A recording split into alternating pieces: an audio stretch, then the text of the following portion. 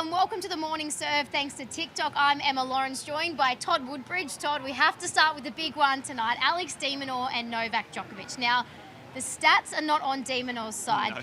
No Aussie has beaten the big four here at Melbourne Park, so I'm talking Nadal, Federer, Djokovic or Murray, since way back in 2005 when Leighton beat Nadal. Does that surprise you, given the home ground advantage? Well, not really when you look at how well he's done here and how well the whole four have done over their careers. But look, it's a great opportunity for Alex to go out and make a huge name for himself in front of his home audience. It's going to be really hard, though. I mean, there's a lot of chat about whether Novak's hamstring's going to hold up. Well, I tell you what, it looks a bit dodgy in between points, but once he starts running, there is absolutely no problem with how he is moving. So he's not playing as well as we have seen him play, but he's still playing very well. And for Alex, he's just got to take a chance. You've got to go for it. You've got to put everything on the line. There's nothing to lose. So is there a bit of gamesmanship there with the hammy?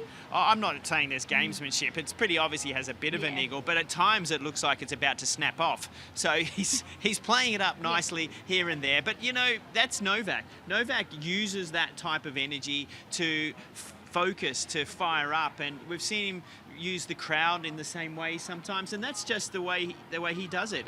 And we've been watching it for a long time now. Well, in the 8 years that de Minaur has been on tour, he's never come up against Djokovic. Can that be an advantage because he's a bit more of an unknown? Well, maybe it's more of an advantage for Alex than it is for Novak. But look, this day and age, they watch each other play so much, and there's so much data that they can go and look at, and the patterns of play, and you know, go to YouTube, you watch another match, so he'll know everything about him. But it's that feeling what each other's ball and weight of shot is like in the early stages of the match, and that's where I think it maybe helps Alex that little bit. If there is a weakness in Novak's game, somewhere Alex can strike, can you identify something? There isn't many. No. There aren't many. I think the biggest issue is going to be, you know, that hamstring and the concentration of Novak. That's the one thing that hasn't been absolutely perfect. He has dropped a set. He has been getting agitated. And so how do you get him agitated? Well, that'll be up to Alex to work it out. Well, let's talk about something that's new this year. Coaching is allowed on the court for the first time. Have you liked that change? No. No. No. Simple answer. That's what we love. No, that's it. No, I'm not going to say any more.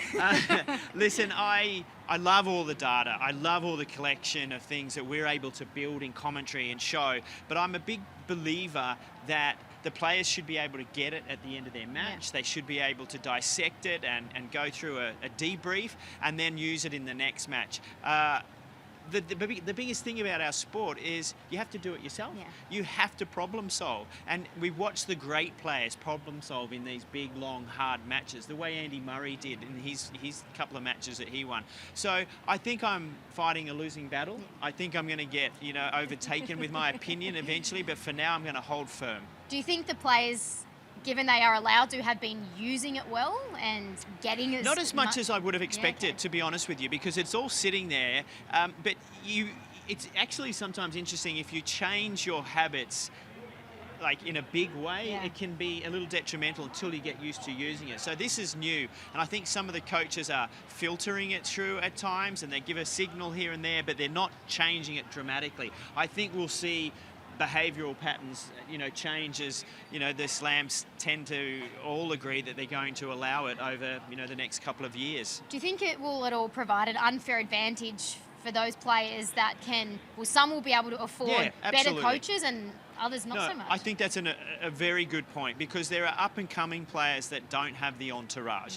You know, they might have a friend helping out, or it's a family member, and they don't have the pull. But that's the way of the world, isn't it? I think it's just, that is what it is. But I, for that reason, don't like it as well. And that's one of the things that, you know, if you play better, you get richer, you can do more, but, you know, I guess the ultimate thing is, as a player, go play better. Yeah.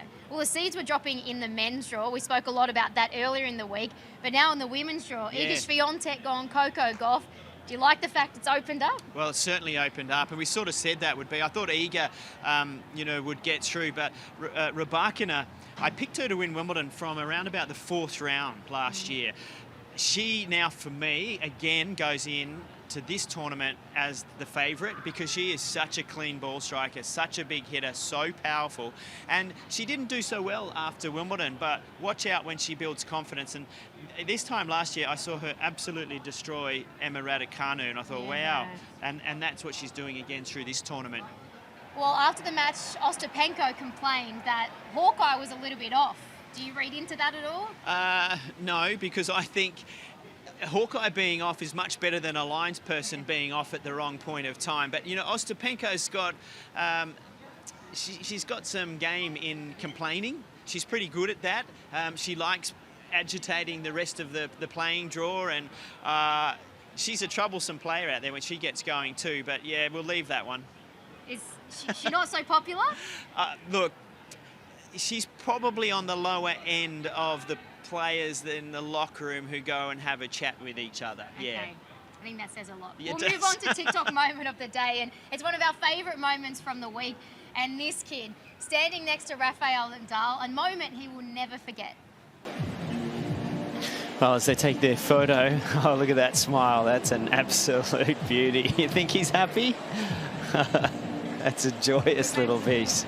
How good is that? A moment that kid will just never forget. No, absolutely brilliant. How about the smile on his face? And you know what? It's those types of moments that drive careers. I was a ball kid once for John McEnroe and Bjorn Borg, and that's all I wanted to do from then was to become a player. And you never know what we might have seen out on court from that young fella. He'll be making smiles, you know, out there as a player one day, and that'd be brilliant. Well, let's reflect now on the week that has been so far. Is there a favourite match for you or one that stands out?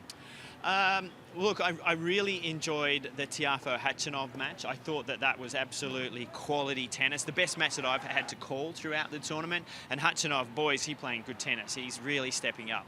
What about a breakout star? Because we've seen the seeds fall everywhere, so there's plenty of them coming through. Well, that's got to be Ben Shelton for me.